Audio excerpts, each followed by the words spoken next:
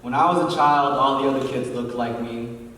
We used to play in the streets, legs and sneakers pounding on asphalt. We used to run through música that my parents would dance to. The other families looked like mine. They sang the colores like mine, and it was home. I wasn't given any celebrities to look like when I was growing up. Meghan Markle and Naomi Osaka weren't relevant enough for pop culture yet. Where everyone was full everything, belonging felt like halving myself. When I was 8 years old, I learned that I was Puerto Rican through a funeral. My grandmother died and they told me that she wanted to be buried back home. I said, "What do you mean, home?" When I was 10, familiarity faded away. When immigrant was thrown like a slur, I remember the day clearly. I remember crying to my 4th grade teacher, and all she did was tell me how the little girl didn't mean it. By the time I was 14, I'd attended a school segregated by gifted and brown, where I was the outlier of 2 worlds. School is the way to feel Korean. When I got into college, I was told that I was now every Asian parent's dream because sometimes it's easier to identify me as the model minority than it is to call me Korean. When I got into college, my Harmony received a dozen marriage proposals for my acceptance letters. All good Korean boys, she told me, and I said, "But Harmony, didn't you tell them I do not look like a good Korean girl?"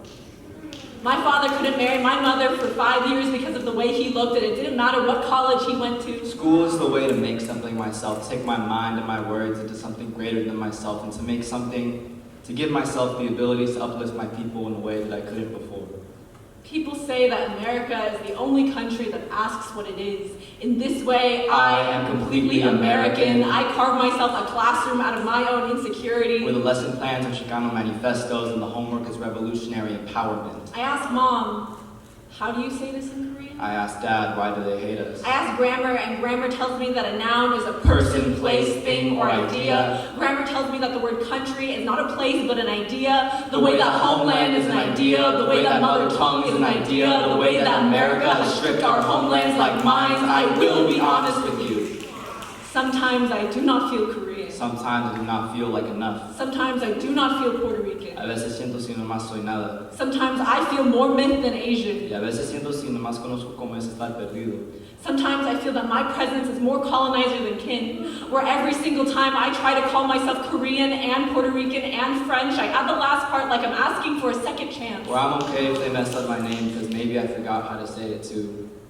Or was it beaten out of me? Gut punches from Germanic language and a butchered mouthful of something other than English. I will be honest with you. I'm still learning what to call myself. I'm trying to balance all of the histories inside of my chest. For now, it is enough that I know what my mother means when she says "Yoboseo" when she picks up the phone. In my dreams, we found home. A place far away from the dangerous places we knew, from the families that wanted us to be more, from the schools that never showed us a mirror, from the people that we were scared to disappoint. Where we could be what we were meant to be called.